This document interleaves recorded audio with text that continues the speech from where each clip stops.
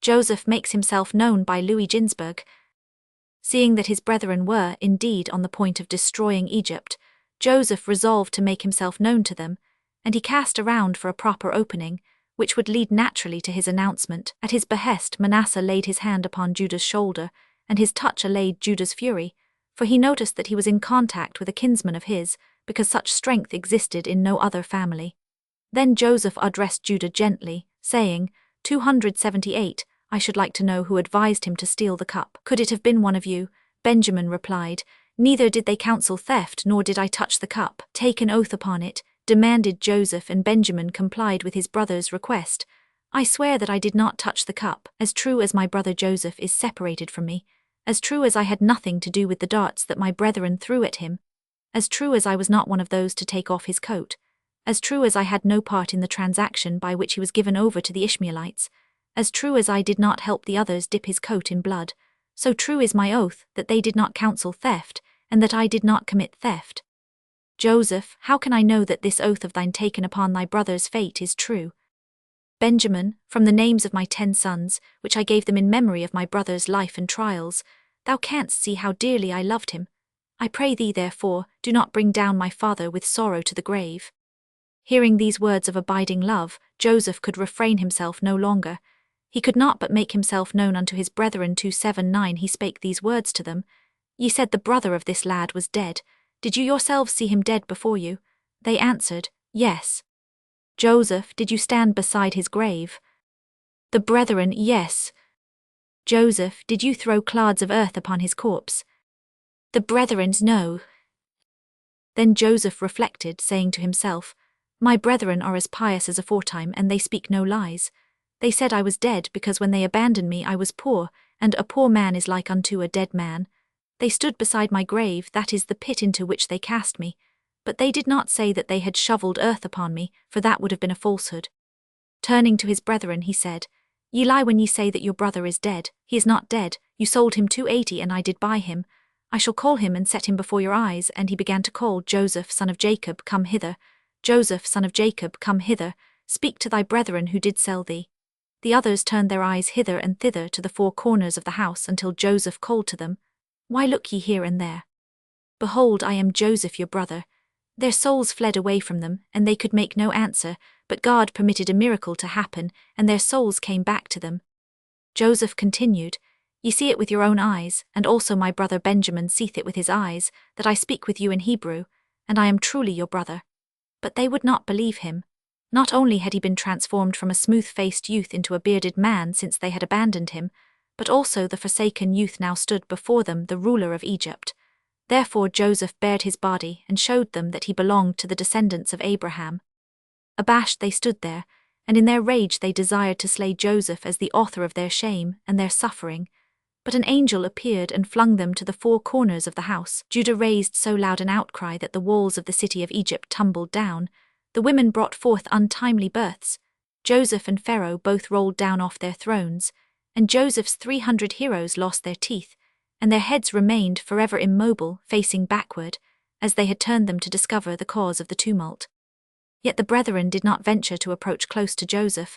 They were too greatly ashamed of their behavior toward their brother. 281 He sought to calm them, saying, Now be not grieved, nor angry with yourselves, that ye sold me hither, for God did send me before you to preserve life.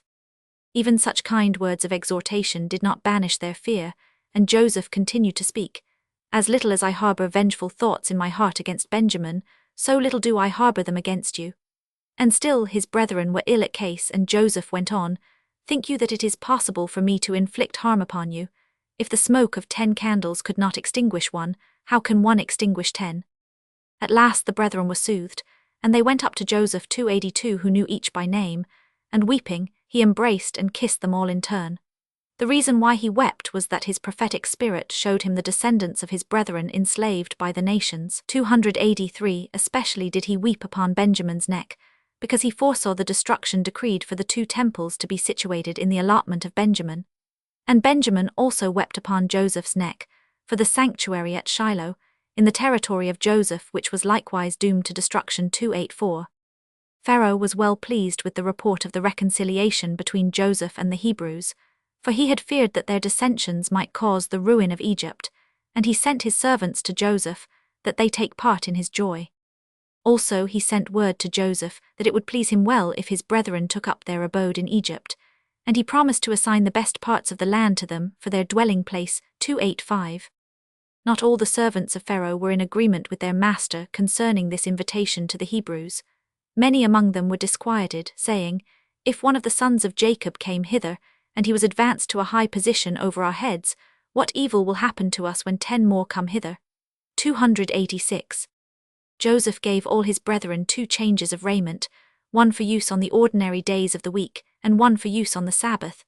For when the cup was found with Benjamin, they had rent their clothes, and Joseph would not have his brethren go about in torn garments, but to Benjamin he gave 5 changes of raiment, though not in order to distinguish him above his brethren. Joseph remembered only too well what mischief his father had caused by giving him the coat of many colors, thereby arousing the envy of his brethren. He desired only to intimate that Mordecai, a descendant of Benjamin, would once be arrayed in 5 royal garments. 288. Joseph presented his brethren, apparelled in their gold and silver embroidered clothes, before Pharaoh, who was well pleased to become acquainted with them when he saw that they were men of heroic stature and handsome appearance. He gave them wagons to bring their families down into Egypt, but as they were ornamented with images of idols, Judah burnt them. 290, and Joseph replaced them with 11 other wagons, among them the one he had ridden in at his accession to office, to view the land of Egypt.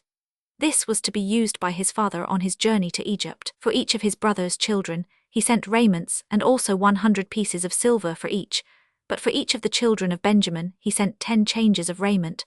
And for the wives of his brethren he gave them rich garments of state, such as were worn by the wives of the pharaohs, and also ointments and aromatic spices. To his sister Dinah he sent silver and gold embroidered clothes, and myrrh, aloes, and other perfumes, and such presents he gave also to the wife and the daughters-in-law of Benjamin. For themselves and for their wives the brethren received all sorts of precious stones and jeweled ornaments, like those that are worn by the Egyptian nobility. Joseph accompanied his 11 brethren to the frontier, and there he took leave of them with the wish that they and all their families come down to Egypt. 291, and he enjoined upon them, besides, 3 maxims to be observed by travellers.